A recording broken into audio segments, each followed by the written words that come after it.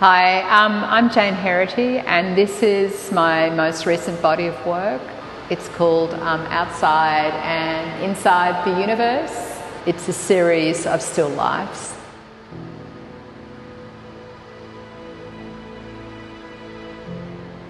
I decided that I wanted to be able to record the universe and to see if I could understand it by studying it.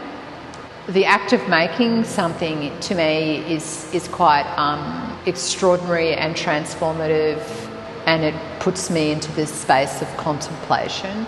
And I wanted to do a body of work that was contemplating the immenseness of life, but also its strangeness and its ordinariness and its beauty.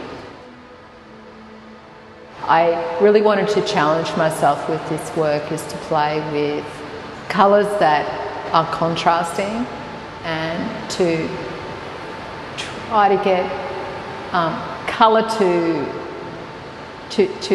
talk about all the different things that I imagine the universe to be, and how it moves and how time moves. I sort of see like some darker colours as time moving at a different speed, and maybe the lighter colours work at a different speed. I constructed a universe out of a whole pile of things, including sculptures I'd made, paper I had twisted, and one of the things I added was like a quartz, like a white quartz that I'd found in my hometown.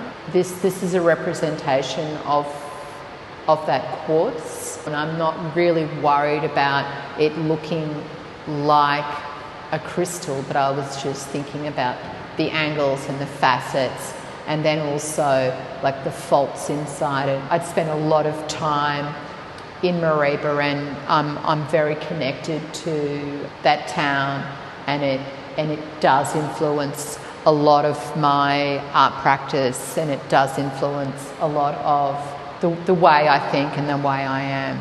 And so this is a representation of a facet of myself.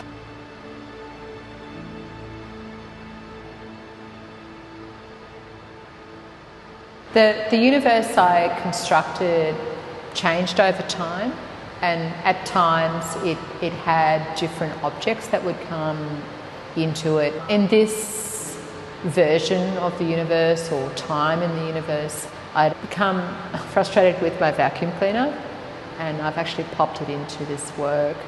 And so this is actually my vacuum cleaner hose, and if you come up here, you can see that it is like the head of the vacuum cleaner. It kind of makes me laugh, because the fact that space is a vacuum.